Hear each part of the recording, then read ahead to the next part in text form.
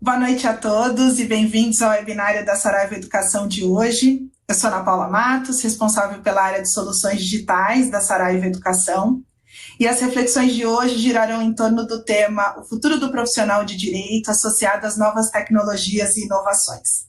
Para isso, a gente conta com o professor Alexandre Salim, promotor de justiça do Rio Grande do Sul, ex-delegado de polícia no mesmo estado, doutor em Direito pela Universidade de Roma III, mestre em Direito pela Universidade do Oeste de Santa Catarina, especialista em Teoria Geral do Processo pela Universidade de Caxias do Sul, professor de Direito Penal, Processo Penal e Legislação Penal Especial, na Saraiva Educação, no CERS, na Escola Superior do Ministério Público de Minas Gerais e na Escola da Magistratura Federal do Rio Grande do Sul. E também coautor da obra OAB Esquematizado, do selo Saraiva Ajur. Salim estará ao lado do professor Murilo Ângeli dos Santos, professor universitário, advogado especialista em Direito Educacional, gestor do desenvolvimento de negócios educacionais e inovação acadêmica da Saraiva Educação. Lecionou em instituições de ensino superior públicas e privadas em disciplinas presenciais e na IAD. Atuou na gestão acadêmica como coordenador do curso de Direito, gestor de centro universitário e membro de núcleos docentes estruturantes de diferentes cursos de Direito. Coautor do capítulo Gestão Acadêmica Eficaz para o curso de Direito, da obra Análise Setorial da Educação Superior Privada, publicada pela Roper, e também da obra Noções Essenciais de Direito, do selo Saraiva Uni. Obrigada, professores Salim e Murilo, por aceitarem o nosso convite de estar aqui conosco hoje, compartilhando as suas reflexões com o nosso público. Tenho certeza de que será um grande encontro com trocas muito profundas e relevantes. Ana Paula, muito obrigado pela apresentação. Para mim é uma honra estar aqui com um amigo e professor Alexandre Salim e com você. Da mesma forma, querida Ana, é um prazer estar aqui, te rever. Nós que já fomos parceiros aí em outros projetos, né, com o selo Saraiva. É um prazer estar aqui com o grande Murilo Ângeli, muito conhecido no meio acadêmico. Então, tenho certeza que faremos um belo debate. Muito obrigado pelo convite. Muito obrigada a vocês. Alguns avisos importantes, pessoal. Primeiro, eu convido todo mundo para assinar o nosso canal no YouTube, ativar o sininho para receber os avisos dos nossos novos conteúdos semanalmente. E para enviar perguntas, né, ao longo do evento, usem o chat, que a gente vai aqui incluindo os temas para os nossos convidados. Acho que vale ressaltar que esse webinário ele faz parte da campanha de lançamento do novo produto digital da Saraiva Educação para graduação em Direito, chamado DONS, Disciplinas Online Saraiva.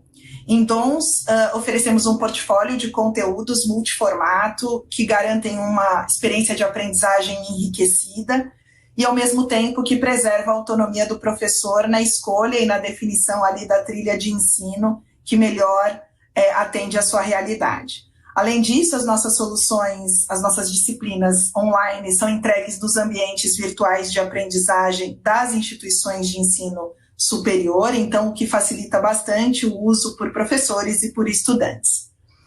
E tendo aqui apresentado para vocês a DONS, eu gostaria de iniciar a nossa conversa pedindo ao professor Murilo que, com toda a sua experiência docente na área acadêmica, na área do direito, né, e também na área de inovação acadêmica, que ele compartilhasse conosco a sua avaliação sobre como o aluno pode se beneficiar com soluções inovadoras como essa, que eu acabei aqui de apresentar, que chega ao mundo do curso de Direito, que é o mais antigo e o mais tradicional curso superior no Brasil. Como que é isso, Murilo?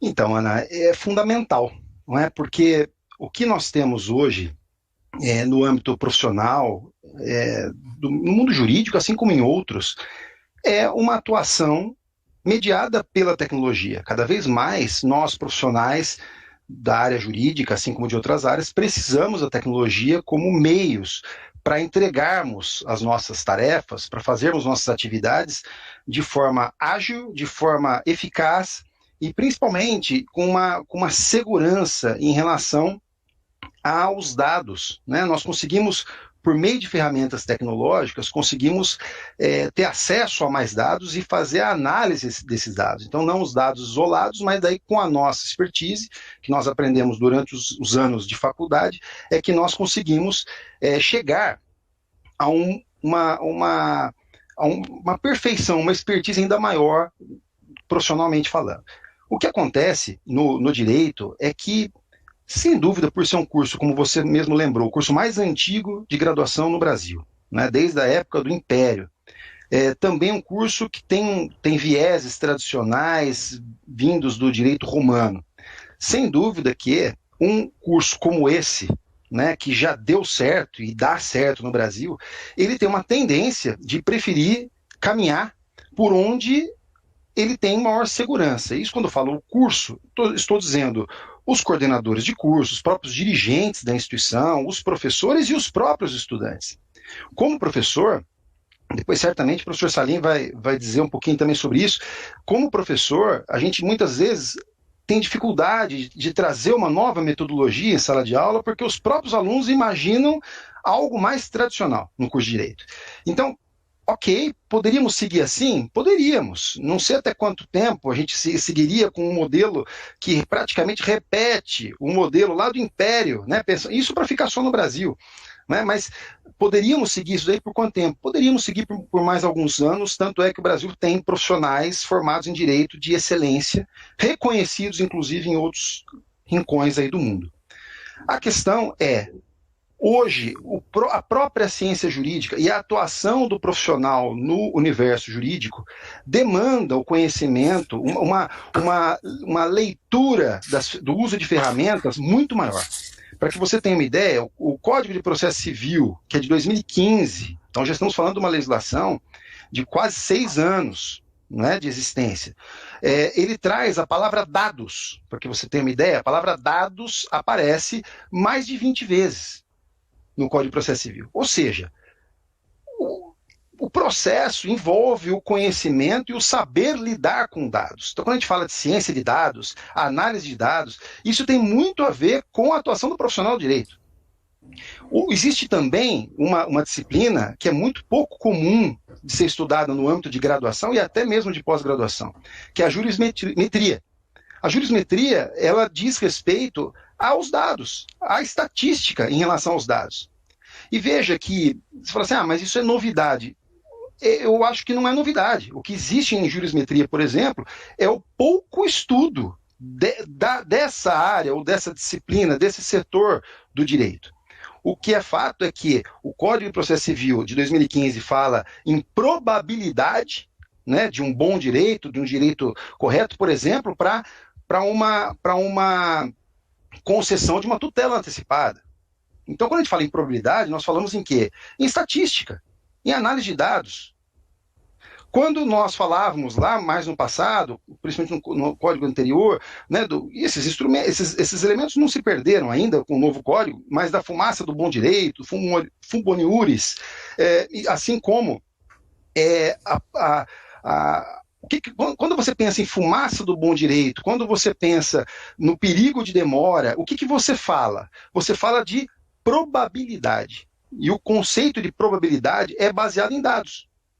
Quando um cliente, é a pergunta que o advogado, no dia a dia, eu vou ficar mais como advogado aqui, com a profissão de advogado, que é a minha, mas o Salim depois vai entrar na de promotor, a pergunta que o cliente mais faz para o advogado é, doutor, qual chance eu tenho de sair vitorioso? Ou qual chance eu tenho de ter uma decisão favorável, de ter uma decisão que não seja tão favorável? O que o senhor me diz? É uma expectativa do cliente. Quando se fala em expectativa do cliente, e essa é a pergunta principal, estamos dizendo do quê? De probabilidade, de análise estatística.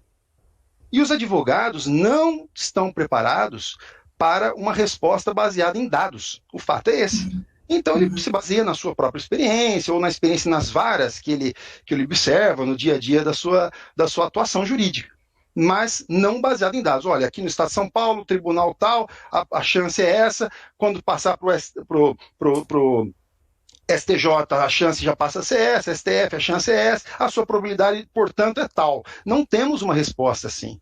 Em verdade, falta-nos até conhecimento para isso, conhecimento de estatística, de ciência de dados, de ferramentas para análise de dados.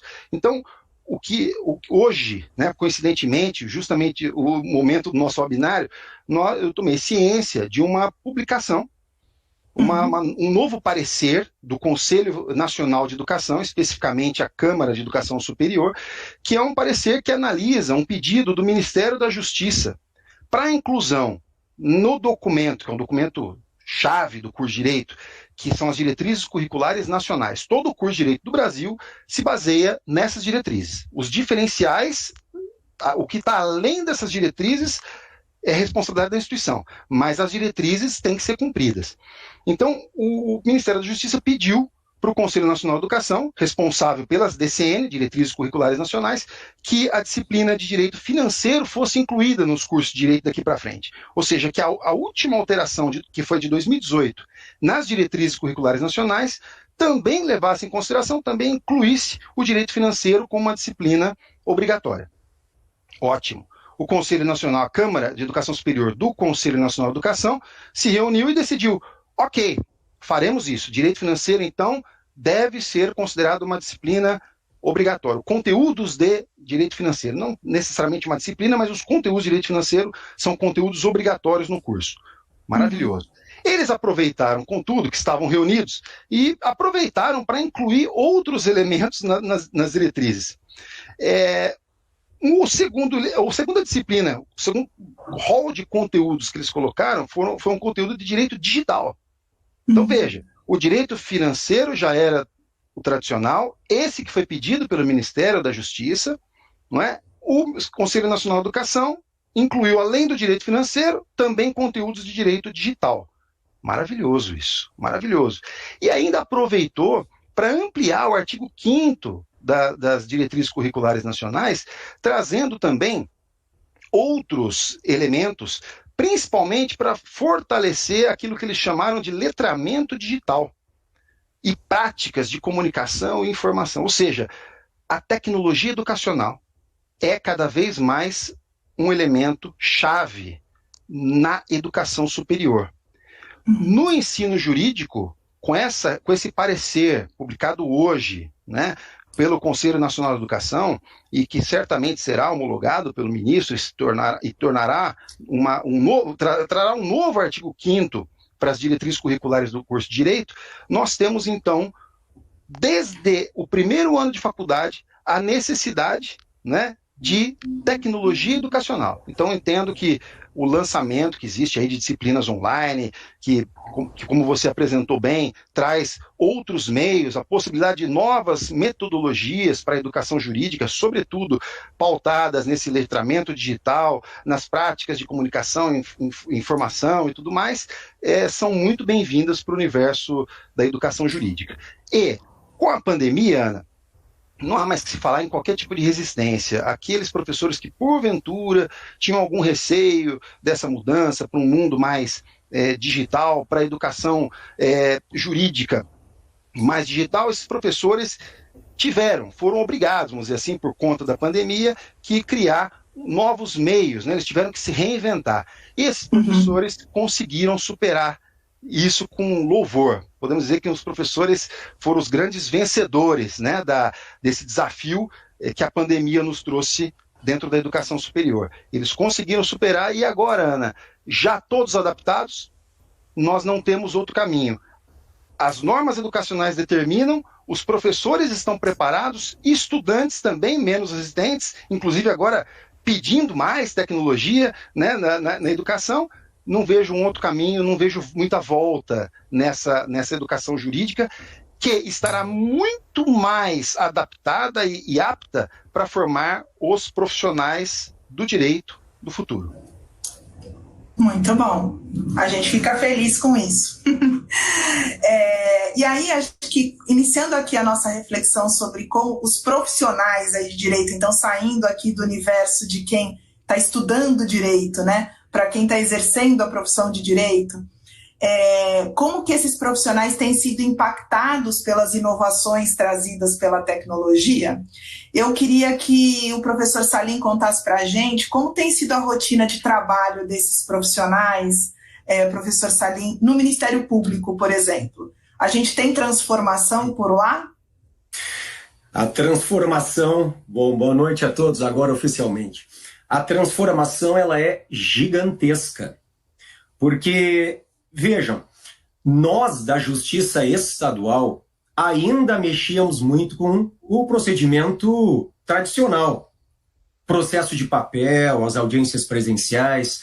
Os colegas da Justiça Federal, então do MPF, juízes federais, já trabalhavam com o chamado EPROC, o processo eletrônico. Mas a Justiça Estadual ainda estava engatinhando. Então, todo esse processo, como disse o Murilo, foi acelerado por conta da pandemia. E eu concordo plenamente com o Murilo. É um caminho sem volta.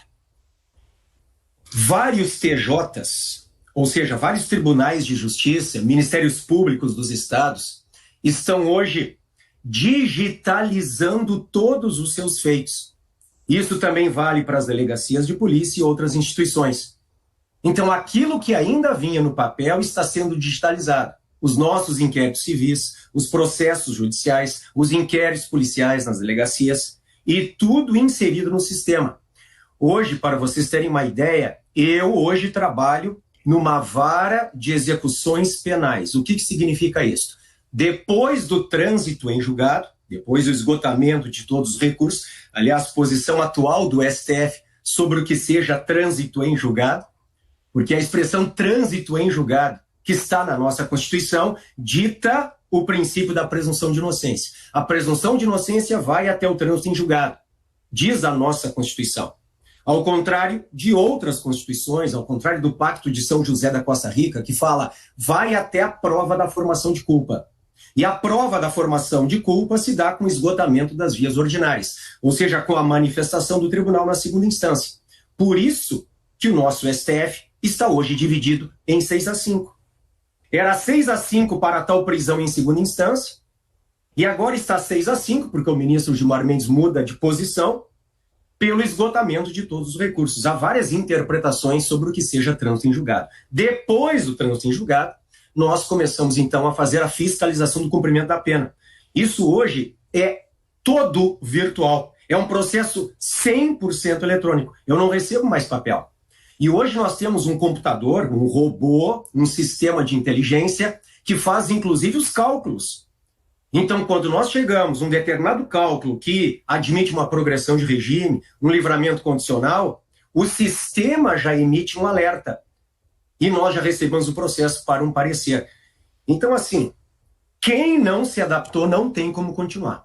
É um processo absolutamente sem volta.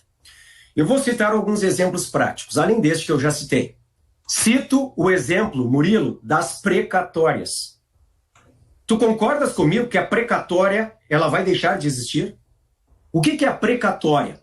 A precatória significa que o juiz que trabalha na comarca A, ele recebe informação de que, por exemplo, o réu mora na comarca B. O réu mora em outro local fora da jurisdição daquele juiz A. Então o juiz, ele acaba deprecando, por exemplo, uma citação, um conhecimento do processo. Então, ia lá o oficial de justiça da comarca B, por ordem do juiz deprecado da comarca B, para citar aquele réu. Muitas vezes por um interrogatório que era feito pelo juiz B, como se estivesse fazendo um favor para o juiz A. Isso aí deixa de existir. Eu hoje, Ana, Murilo, colegas, eu passei a tarde inteira fazendo processos. Eu de um local, a juíza da execução de outro local, e nós entramos em 3 presídios diferentes. E aqui vai que, inclusive, a ferramenta como o WhatsApp, como meio de comunicação, pode servir como instrumento hábil para uma intimação, para uma audiência, para um ato judicial qualquer.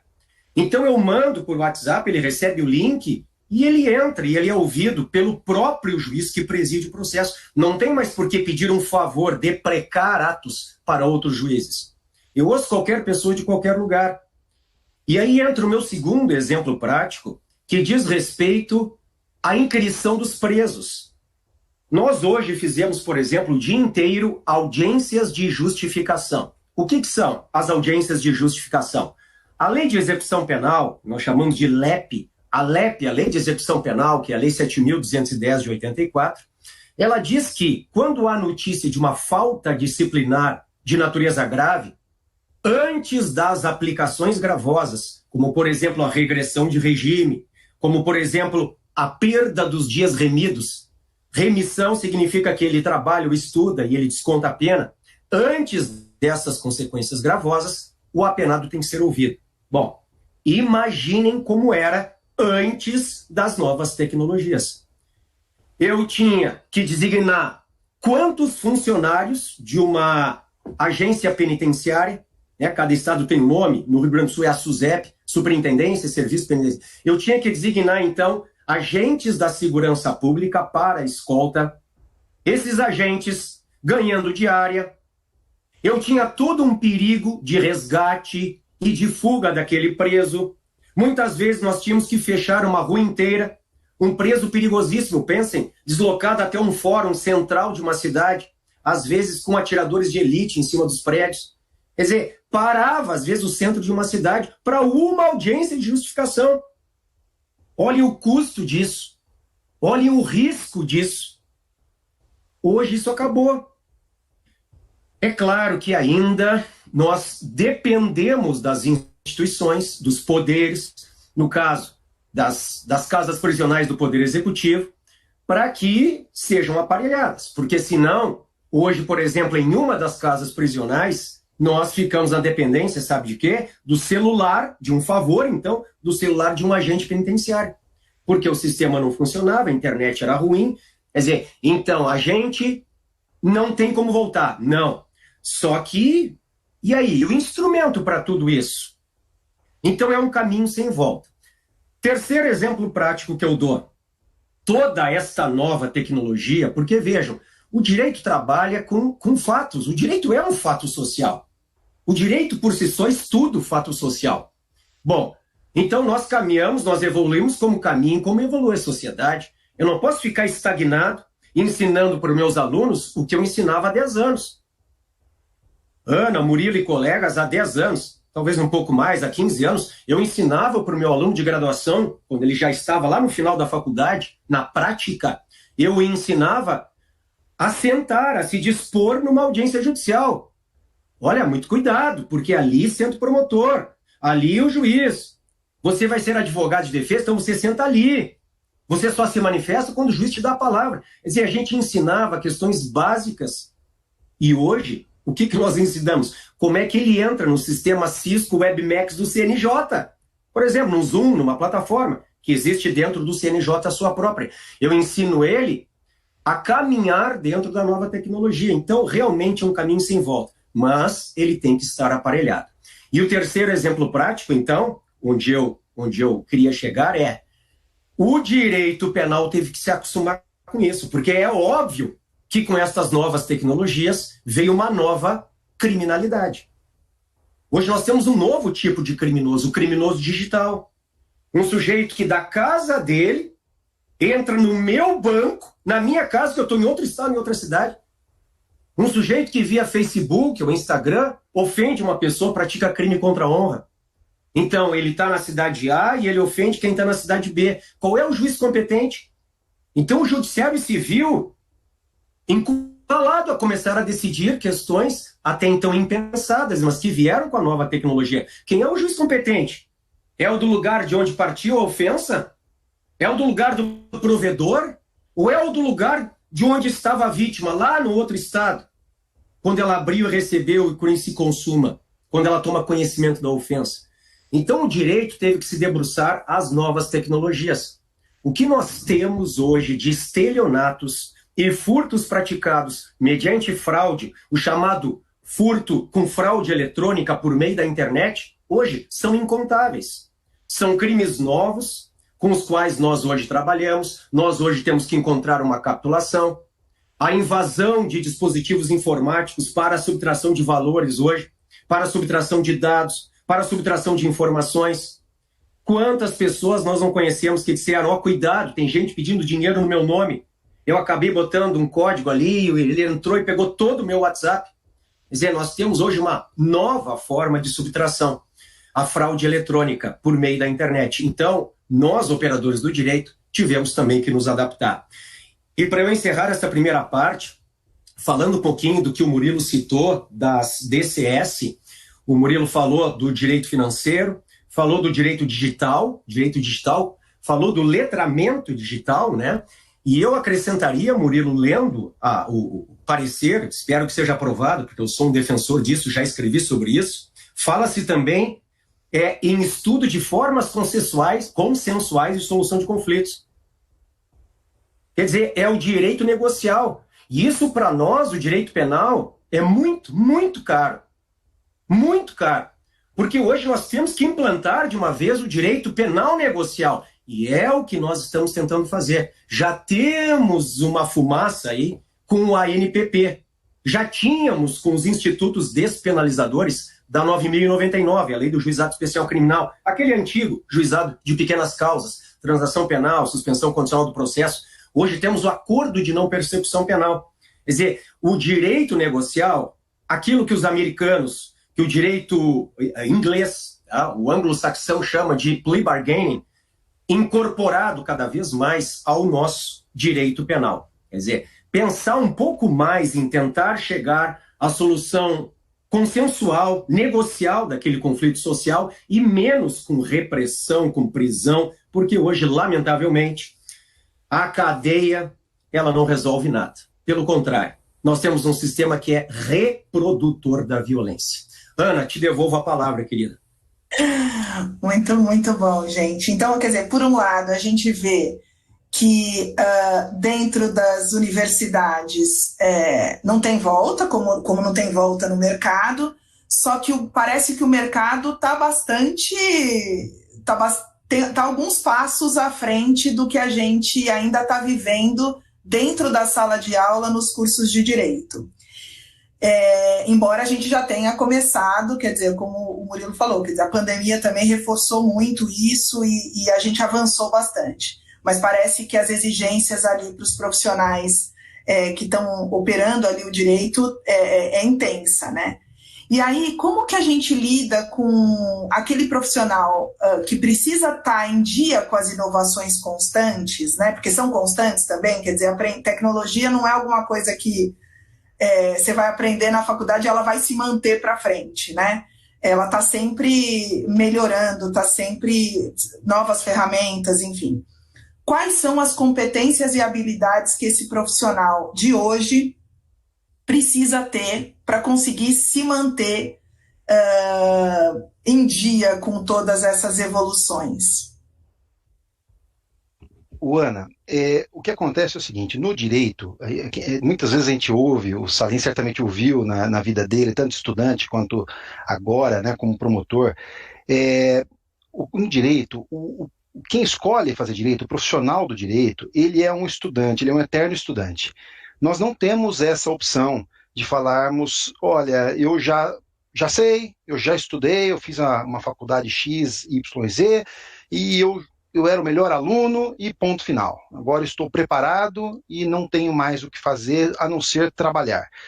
Isso não funciona em inúmeras profissões, mas especialmente no direito, que nós buscamos continuamente as fontes, né, do direito são fontes que são mutáveis, não só na sua matéria propriamente dita, como por exemplo a lei, né, mas também na sua interpretação. Então nós temos as mudanças contínuas no universo jurídico, sem contar que o direito é uma ciência social aplicada e a sociedade está em constante mutação. Então nós temos uma sociedade que muda, nós temos a legislação que muda, nós temos a interpretação que se faz sobre a legislação diferente cada vez mais, nós temos o próprio posicionamento jurisprudencial em constante mutação, em constante revisão. Isso é muito positivo para a ciência jurídica. A doutrina nos dá um subsídio maravilhoso para trabalho, mas ela também muda, tanto é que as obras jurídicas costumam ser atualizadas a cada ano, não é? Você fala, poxa, mas todo ano tem um livro novo. Sim, o livro de direito não é aquele livro que você compra, como, por exemplo, um livro do Platão, de Aristóteles, que você compra, lê e pode guardar. e porque você sempre que você recorrer a esse livro, ele estará atualizado. O livro direito, não. O livro direito ele precisa ser atualizado, você pode riscar, você pode dobrar, você pode fazer o que você quiser com ele, porque depois que você já o estudou, já vem outro com informações mais atualizadas. Então, o profissional de direito ele estuda constantemente, isso é fato. O que ele precisa saber para que ele possa acompanhar esse novo ritmo profissional, essas mudanças, essas inovações, que não são só decorrentes de pandemia. A pandemia simplesmente acelerou diversas situações, mas são inovações que já vinham acontecendo. O processo eletrônico, ele não é devido à pandemia, não é? Ele já ocorre faz muito tempo. Então, o que se fala muito, o Salim trouxe essa questão, é o letramento digital. O aluno precisa aprender a lidar com tecnologias. E quando a gente fala o estudante, o aluno, ele não é só aquele jovem. Você fala assim, é claro que o cara de 18 anos sabe. Bom, primeiro, você tem que conhecer profissionalmente, essa é uma situação, e isso em escola você aprende, é uma competência do profissional do direito, que você cada vez maior. Mas o direito não tem só profissionais com 18 anos, jovens com 18 anos que entram no curso.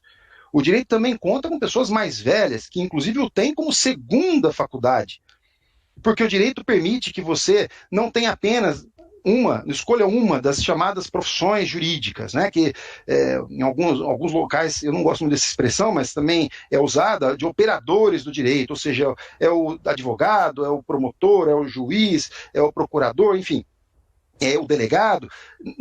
Você não escolhe só ser operador do direito quando você faz uma faculdade de direito, você tem um leque muito maior, Hoje em dia, a consultoria jurídica, ou seja, uma atuação consultiva e não contenciosa, tem um espaço gigante. As pessoas querem se prevenir, né? Então, para isso, você precisa ter atualização, precisa saber como que os tribunais decidem, como os tribunais enxergam o momento social, como os tribunais enxergam o momento legislativo, para que você possa atuar. Então, atualização é a palavra-chave. Em segundo lugar, conhecer as ferramentas da sua profissão.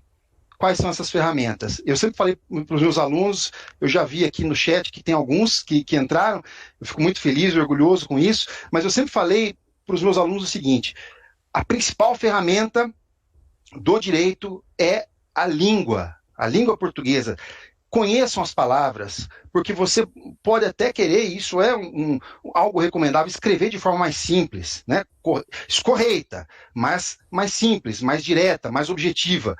Porém, não deixe de conhecer as palavras menos comuns, menos usuais, porque você vai se deparar com alguém que vai usar essas palavras em audiência, inclusive incorretamente. Então, conheça essa ferramenta, que é a palavra escrita e verbalizada. Conheça. Agora, eu tenho uma sugestão a mais para os meus alunos de hoje, dos últimos 5 anos. Além da língua portuguesa falada e escrita, conheça tecnologia. As ferramentas tecnológicas são meios importantíssimos para a sua atuação profissional. Muito bom. Eu ainda quero ficar com o Murilo, que eu tenho uma pergunta aqui do Fernando Souza, que ela é muito provocativa, que é assim, então, por exemplo, quando a gente inclui o direito digital como um rol de conteúdos, né, que passa a ser necessário, né, nas DCNs, como que a gente ensina direito digital com a forma tradicional, ou a gente deveria mudar a forma de ensinar quando a gente está falando, por exemplo, de conteúdos na área do direito digital? Ana, a questão é muito pertinente, a questão do Fernando. O que eu teria a dizer é o seguinte: quando a gente fala de meios, eu falei dos meios, né? A língua portuguesa, falada e escrita, e o uso da tecnologia, o letramento digital, certo? Quando a gente fala das ferramentas, essas ferramentas têm que aparecer desde o primeiro dia que o aluno entra em sala de aula até o último dia em que ele tirar o certificado dele, na graduação e certamente depois na pós-graduação. Lato sensu, e depois aqueles que quiserem partir para uma carreira acadêmica, que também no direito acaba sendo mais uma opção, né, de quem faz o direito, a carreira docente, fazer um mestrado e um doutorado. Então, ele vai, ao longo do curso como um todo, ele você vai ter que saber usar essas ferramentas, né? E cada vez mais, de forma mais aprimorada. A pergunta, dizendo respeito ao direito digital, o direito digital tem conteúdos específicos, tanto do ponto de vista de legislação, né? A LGPD, por exemplo, o Marco Civil da Internet, entre várias outras, a parte do processo civil que fala do processo eletrônico, enfim, o que nós temos é que o direito digital, da mesma maneira como outros setores, outras disciplinas de direito, são ensinados de forma variada, conforme a metodologia que o professor decidir, conforme a metodologia que a instituição facilita para os professores usarem, não é? Mas o mais importante é que essas ferramentas apareçam em todos os momentos, que o aluno seja capacitado, que ele saia com essa competência no uso das ferramentas. Olha, o professor Salim eu não posso garantir, mas eu posso falar por mim. Ele imagina que esteja na mesma situação que eu. Nós somos da mesma idade praticamente. Nós fizemos o curso de Direito, Ana, baseados, por exemplo, no Código Civil de 1916. Olha aí, Salim também. Veja, mudou o Código Civil. Mudou o Código Civil. Nós também somos formados em Direito a partir do Código de Processo Civil de 73. E mudou o Código de Processo Civil. Então, o aluno que se pega decorando leis e prazos e tudo, ok, para concurso serve, é momentâneo, mas mais do que saber uma lei decorada, mais do que decorar um trecho de um livro, de um grande autor, de um doutrinador do direito, mais do que decorar uma decisão paradigmática do Poder Judiciário, não é isso que é direito. Isso é decoreba, por simples. Aprender direito é você aprender a pensar o direito. E as ferramentas te ajudam nesse sentido também. Muito perfeito? Bom. Então, não importa a disciplina, Ana, o uso das ferramentas sempre. Muito bom. E aí, passando para o professor Salim, por exemplo, tem uma pergunta também muito legal aqui do Daniel Marques de Camargo. Professor Salim, pelo viés do promotor, a virtualidade, a tecnologia, né, tornou o MP mais produtivo e célere? Há dados consolidados em tal sentido já? Muito mais, meu querido Daniel. O Daniel, né, que perguntou? Isso. Muito mais, muito mais. Os dados hoje demonstram que não só o Ministério Público, mas também o Poder Judiciário está produzindo muito mais agora neste sistema, neste ambiente virtual, do que antes no ambiente presencial. Tá? As pessoas se adaptaram, os horários se adaptaram, as audiências se adaptaram, todos nós nos adaptamos. Tá? Era uma tendência. O Murilo disse que o processo eletrônico existe há anos. Existe há anos na Justiça Federal. Na estadual, Murilo, por exemplo, aqui no Rio Grande do Sul, ele iria ser implantado na área criminal em outubro de 2020. Só que fecha tudo em março. E eu tinha audiência de preso todo março e todo abril já pautada. O que eu faço? Então, aquela correria, as pessoas sabendo, as pessoas tendo que aprender a se adaptar. Porque, veja, nós fizemos uma audiência, vou dar um exemplo prático para quem nos ouve. O quão importante é nós termos este conhecimento digital, inclusive da linguagem. Porque hoje o estagiário que está assessorando o juiz, ou o próprio juiz, vai dizer assim: doutor, mandei o link no chat. Aí está ali um advogado, mais senhorzinho, Murilo, diz assim: hã? Doutor, mandei o link no chat. Ah, doutor, com todo respeito, eu não sei o que a senhora está falando aí.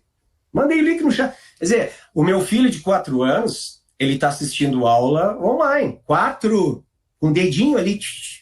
Então, quer dizer, é muito diferente das pessoas que, como eu, como talvez o Murilo, começamos dando aula lá na Lousa. Tá? A produção é muito maior.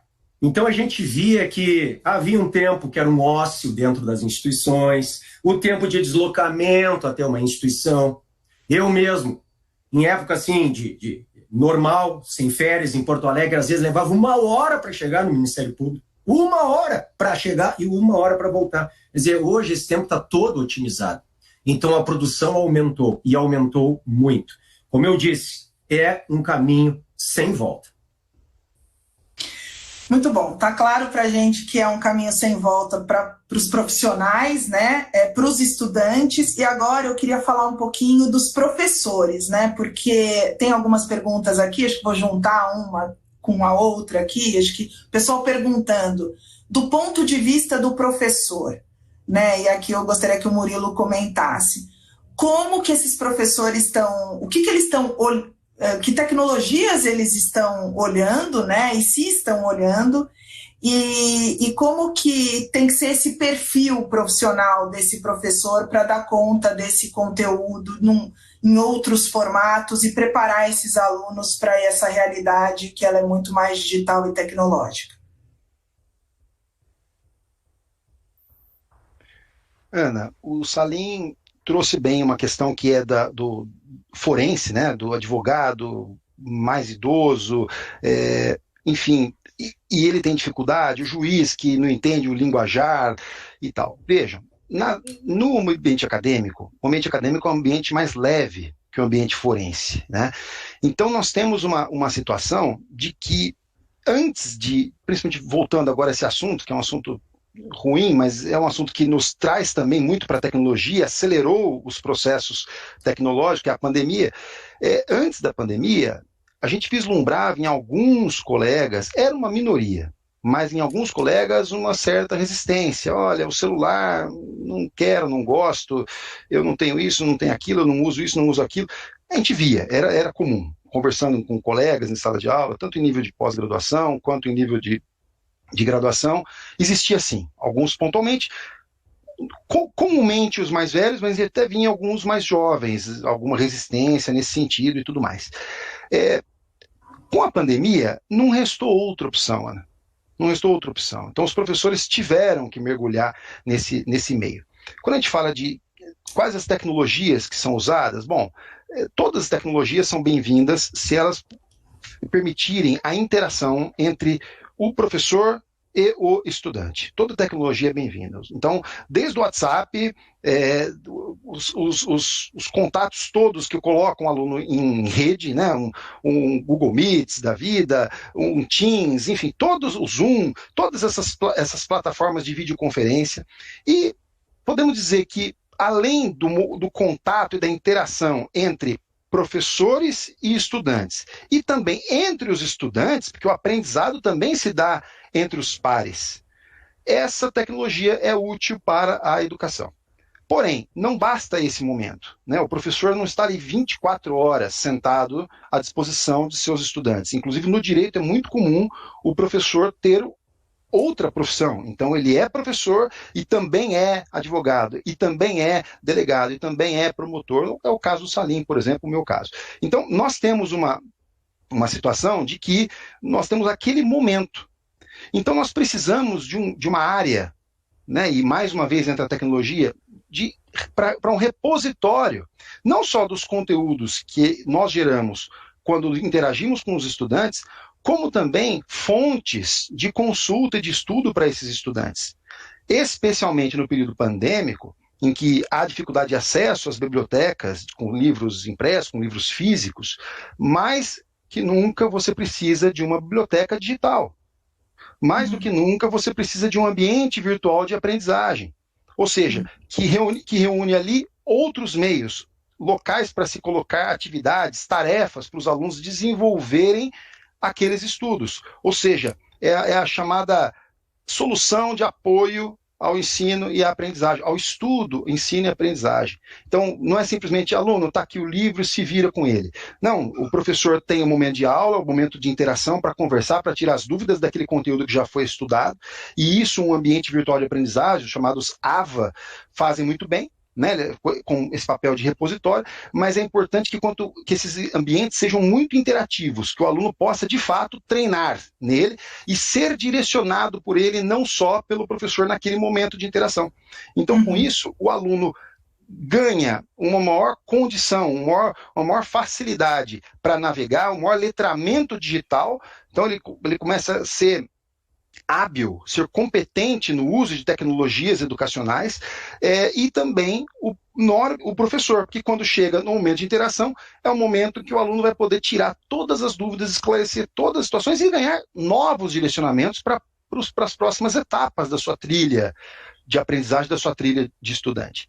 Então, acho que toda tecnologia que permite interação. Então, o segredo aí, a palavra-chave é interação. Interação constante do estudante com o professor, do estudante com outro estudante e do estudante com conteúdos. O estudante tem que, vamos dizer, mexer no conteúdo e ser direcionado naquele mundo gigantesco de conteúdos jurídicos, sempre atualizados, claro.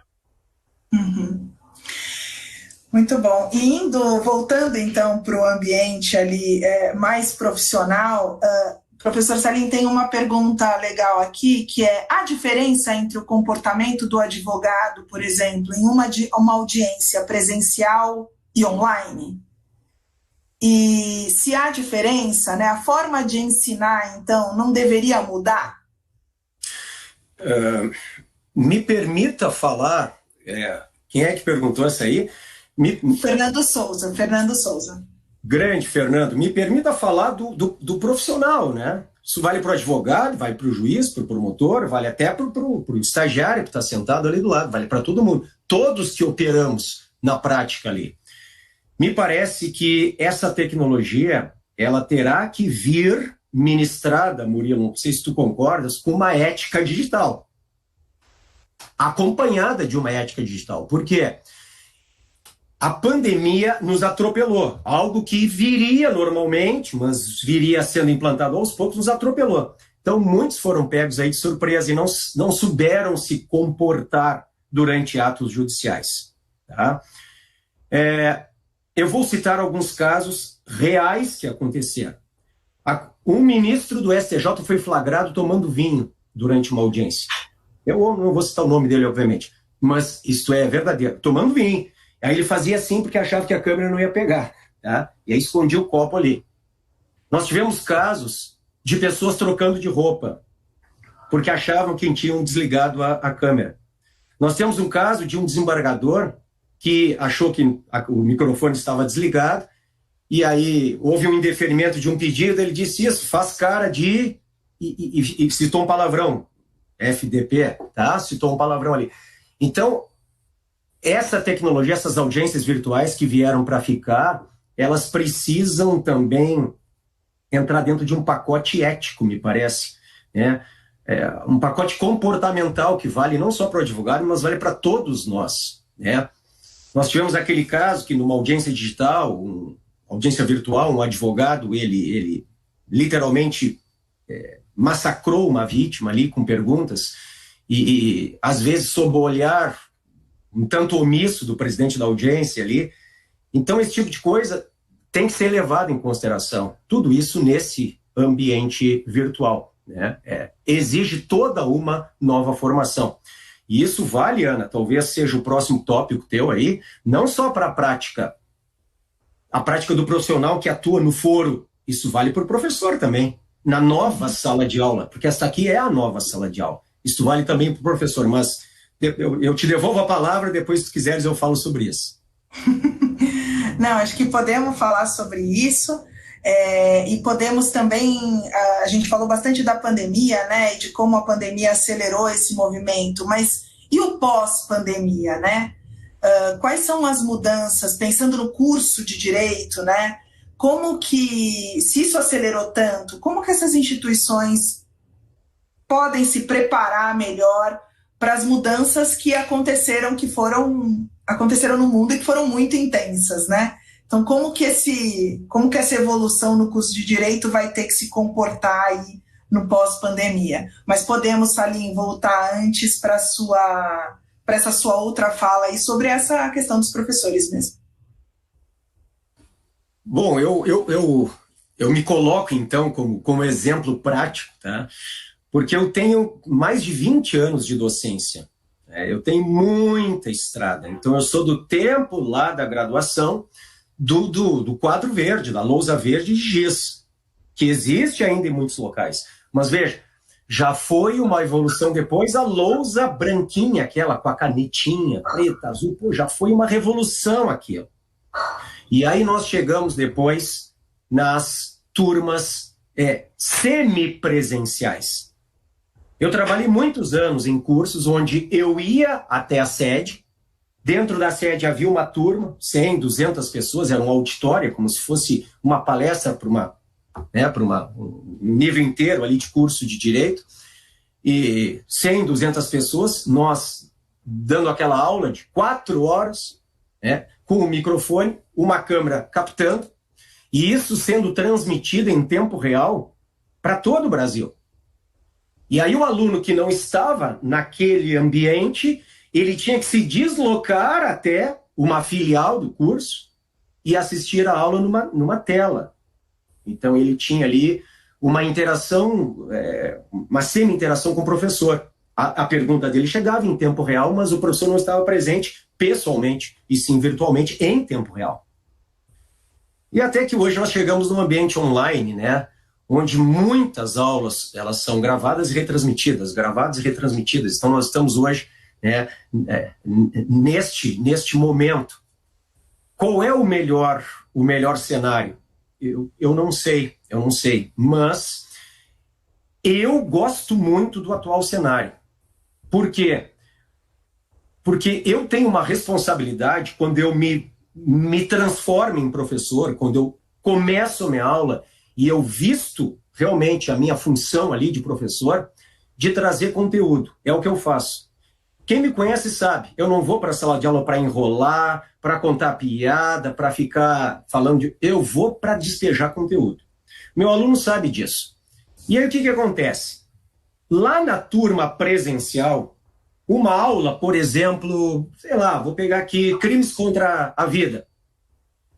Eu ficava 2 horas numa turma presencial dando crimes contra a vida. A gente vem agora, Ana, para o ambiente virtual, essas 2 horas se transformam em 1 hora.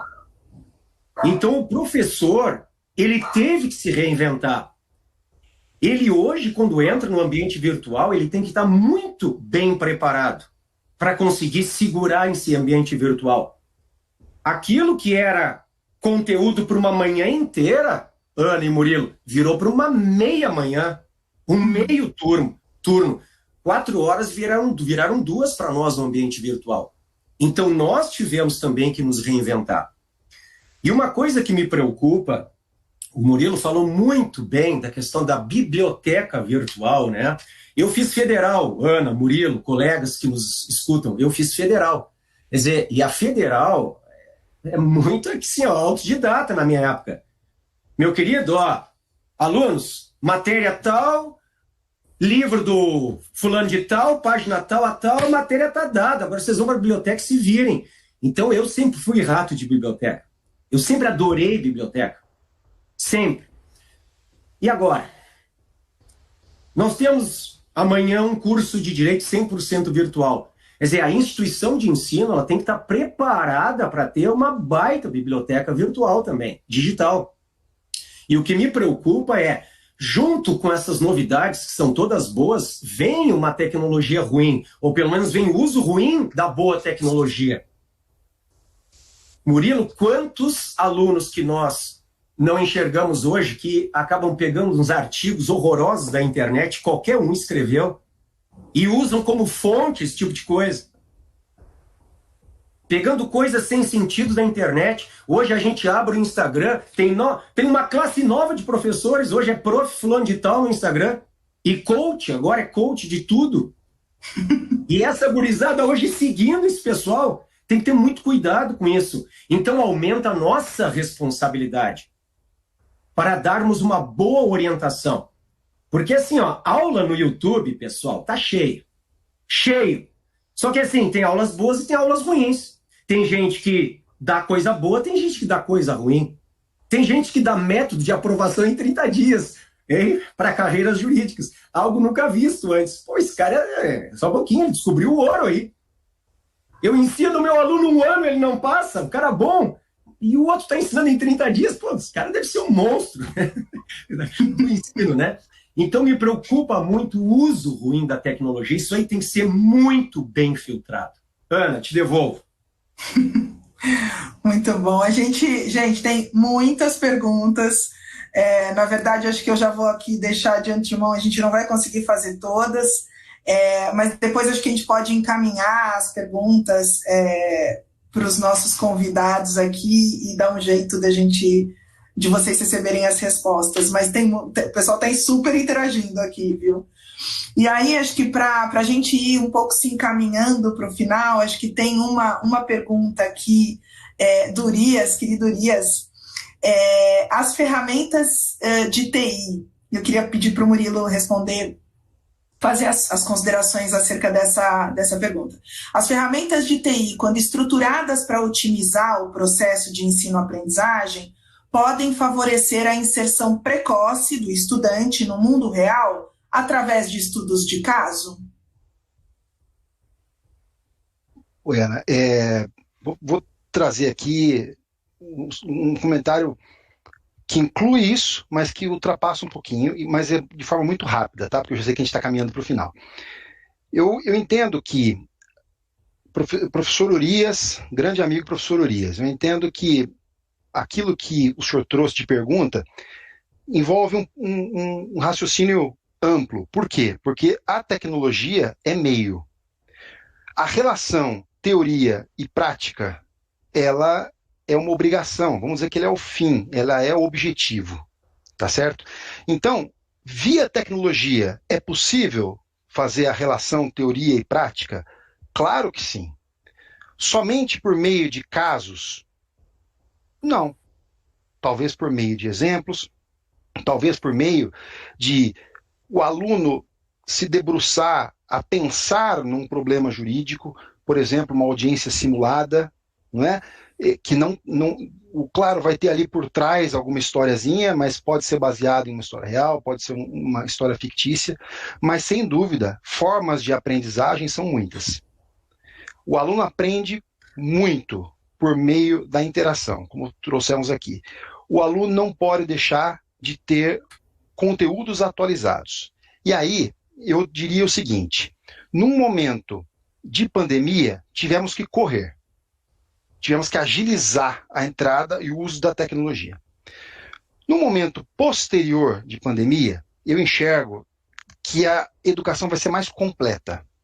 Nós teremos, enfim, a possibilidade real, e isso tem que ser incutido em cabeça, especialmente dos estudantes, mas eles têm que ser motivados para isso também, é claro, né?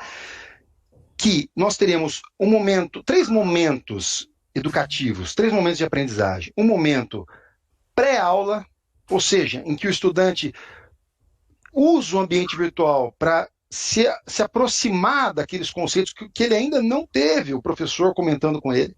Então ele se aproxima daqueles conceitos no momento pré-aula, ele já faz uma leitura preliminar, por mais difícil que venha a ser, ele já faz uma leitura preliminar.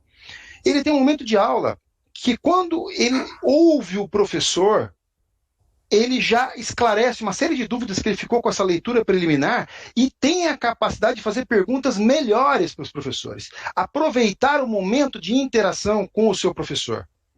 Ele tem oportunidade de discutir com o colega em alto nível, porque os dois fizeram a mesma leitura preliminar. E nós temos um momento pós-aula. Então nós temos o pré-aula, o aula e o pós-aula. O pós-aula é o momento em que o aluno pega outros doutrinadores, vai, direcionado pelo professor, aprofundar o conteúdo, ou pelo menos reler aquele texto que ele leu antes da aula. Só que agora, já com as perguntas respondidas. Então, nós temos esses 3 momentos e isso fecha o ciclo. Não tem como você não aprender se você mergulhou num mundo desconhecido até então, teve alguém para te pegar pela mão e te ajudar nesse mundo desconhecido, te direcionar nesse mundo desconhecido, e depois você novamente, por si próprio, que afinal de contas o grande responsável pelo aprendizado é você próprio, né? Você então se aprofundou, você mergulhou agora em águas conhecidas, né? Com a ajuda do seu professor. Quem é o professor de hoje? Quem é o professor pós-pandêmico, vamos dizer assim, né? Tentar estabelecer um título. É aquele direcionador de aprendizagem. É aquele curador de conteúdo. É o professor, e o professor Salim disse perfeitamente, Eu tenho que tomar cuidado com o que eu procuro na internet. Eu tenho que tomar cuidado com o que eu procuro de podcasts, de vídeos e mesmo de leitura. Aquele conteúdo, primeiro, está correto ou incorreto? Segundo, ele está atualizado ou desatualizado? Eu, como estudante, ainda não tenho essa bagagem. E isso eu vou aprender na minha faculdade com o apoio do meu tutor, mentor, curador, que é o professor. E o papel do professor é mais importante do que até era antigamente. Antigamente ele era o oráculo, né? Agora ele pega na mão, ele ajuda o estudante, agora ele direciona o estudante, ele aponta caminhos e o estudante vai decidir pelo próprio caminho. Então, finalizando com a resposta muito rapidamente do professor Urias, sim, professor, a tecnologia vai facilitar isso na medida em que ela coloca conteúdos curados, qualificados na mão do estudante antes da sala de aula, durante a sala de aula e depois da sala de aula. Muito bom. Gente, eu tive aqui uma permissão da gente fazer mais algumas perguntas, tá? Então, antes da gente se encaminhar para o final. Então, tem uma aqui para o professor Salim, que eu acho que é quem eu gostaria que respondesse, do Gleison Alves. Em comparação às aulas presenciais, qual a opinião sobre o rendimento dos alunos no ambiente virtual? E, ainda sobre os simulados de júri, os simulados virtuais teriam o mesmo ganho de conhecimento para um júri real? São duas em uma, né? Difícil, né, meu querido? Muito difícil, porque se ainda existe um ambiente em que a presença é fundamental, é o júri. Quer dizer, não, se até se tentou fazer júris virtuais, mas, porque tu me entendes, quem está julgando ali não é um técnico. Não é um técnico, um juiz que fez faculdade e passou em concurso. São pessoas da sociedade que não têm conhecimento jurídico. E mais, no tribunal do júri, vale a plena defesa. Não é apenas um jogo de palavras. A plena defesa está na Constituição, no artigo 5º, inciso 38. E a plena defesa é mais que a ampla defesa. Porque a plena defesa tem tudo que tem a ampla defesa, ou seja, eu usar de todos os instrumentos necessários, éticos, legítimos que eu tenho, como forma de compensar a hipossuficiência do réu perante o aparato estatal, mas também toda uma linguagem que é extrajurídica, que não é técnico-jurídica no sentido de tese, mas que é legítima no júri. Eu fui 2 anos, nos últimos 2 anos, eu há pouco estou na execução penal, o promotor titular do Tribunal do Júri de Caxias do Sul, a segunda maior comarca do Rio Grande do Sul. Ó, bicho pega lá. Nós temos júris que nós fizemos em que o defensor público, muito ético, gostei muito de trabalhar com ele, o defensor público não abriu o processo. Claro, a prova é ruim para a defesa, é boa para mim, para o MP, mas para a defesa é ruim. Ele ficou 1h30 falando sobre as mazelas do cárcere. Qual foi a tese que ele trouxe? Não sei que tese foi. Às vezes nós temos pedidos de clemência. Pensa isso no ambiente virtual, porque tem que convencer o jurado. Foi ele que fez, matou mal, mas veja bem, é um bom pai, é isso, é aquilo, não sei o quê. Então, às vezes, assim, ó, se não for presencial, eu acho que nós teremos um problema em termos de nulidade aí, por causa da plenitude de defesa. A primeira parte da tua pergunta sobre o rendimento dos alunos. Eu sempre apostei nisso. Por quê? Porque se eu tenho que me dedicar mais de um lado, aquele aluno que quer me ouvir tem que se dedicar mais do outro. É uma via de mão dupla isso aí. Eu não gosto de ensinar para quem não quer aprender. Quem não está afim, tanto que nas minhas aulas, pode assinar e sair. Não quer ficar, não precisa ficar. É difícil quem não fica. O pessoal gosta, ainda mais que o penal tem vários exemplos privilegiados, né? Mas assim, pode assinar e sair, não faço nenhuma questão. Se não quer ficar, quer sair, ó, quando a gente estava no presencial ainda. Eu quero ensinar para quem quer me ouvir. Eu me preparo, eu estudo todos os dias, o Murilo disse isso, nós todos os dias estudamos. Cada vez que eu vou entrar numa sala de aula, ainda que virtual, eu me preparo, eu estudo, eu reviso jurisprudência. Eu dei uma palestra ontem para os colegas do Ministério Público de Minas Gerais, foi super legal. E eu trouxe uma decisão da véspera. Até então nós tínhamos duas posições, se tinha que representar, a vítima tinha que representar, Murilo, no estelionato, nos processos em andamento. Estava dando um problema isso. Isso é uma novidade que veio com o pacote anticrime, mas para processos novos. E ninguém falou de processos em andamento. O que estava acontecendo? Processos velhos. Para tudo para a vítima representar. Ah, tu acha que vão achar a vítima? Não acham mais a vítima não representa, arquiva. Quer dizer, então a gente sempre sustentou que não precisava. Eu tinha um ato jurídico perfeito quando eu oferecia minha denúncia. Não precisava de representação. E essa foi a tese vitoriosa da terceira sessão do STJ. Então até isso tem que explicar para o aluno. O caminho onde ele vai pesquisar, o que ele vai pesquisar, o que é uma terceira sessão do STJ. Saber que é o plenarinho do STJ, que reúne as duas turmas criminais, que resolve a matéria ali no terceiro grau de jurisdição, na área penal. Então tudo isso é importante. Eu vejo, é o Robson, o Gleison, né? Gleison. O Gleison. Eu vejo o Gleison com muitos bons olhos. Se dependesse de mim, não tinha mais volta por um presencial 100%. Se dependesse de mim, nós teríamos um online 100 ou 90% e um presencial de 10%, de 20%. Mas grande parte da carga horária, se dependesse de mim, seria online, tá? E o Murilo falou muito bem, Ana, a questão da complementação do material, porque, veja, eu sou professor da Saraiva Educação.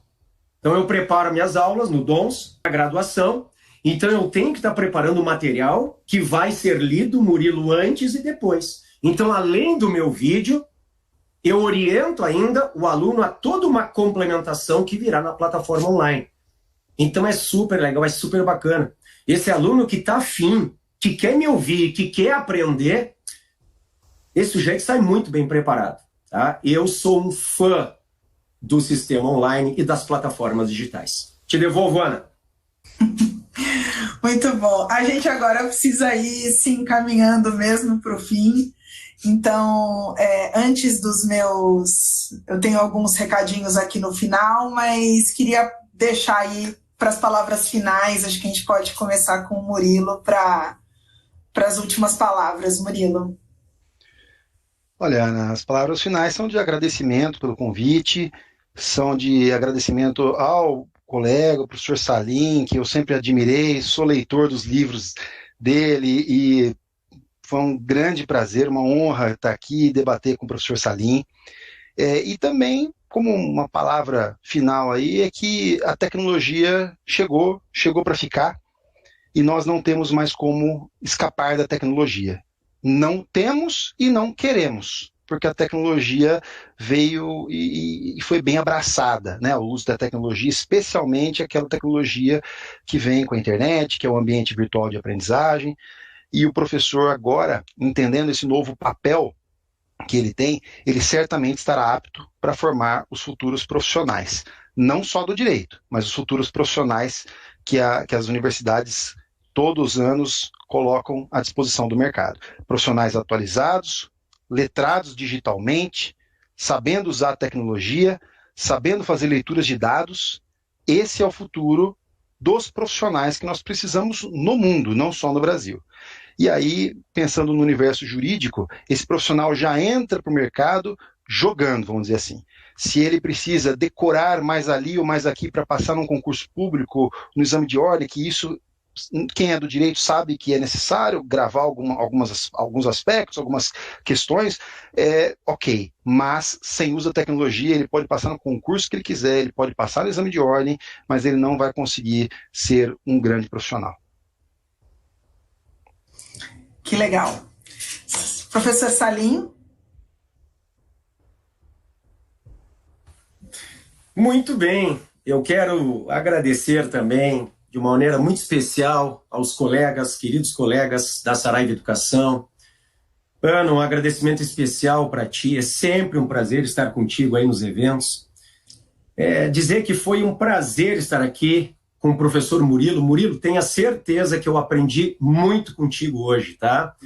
Claro que eu já te conhecia, tu és uma referência na questão acadêmica, tá? E, olha, estar aqui dividindo essa bancada contigo, para mim, é uma honra, tá? Muito obrigado. Eu queria, finalmente, dizer duas coisas.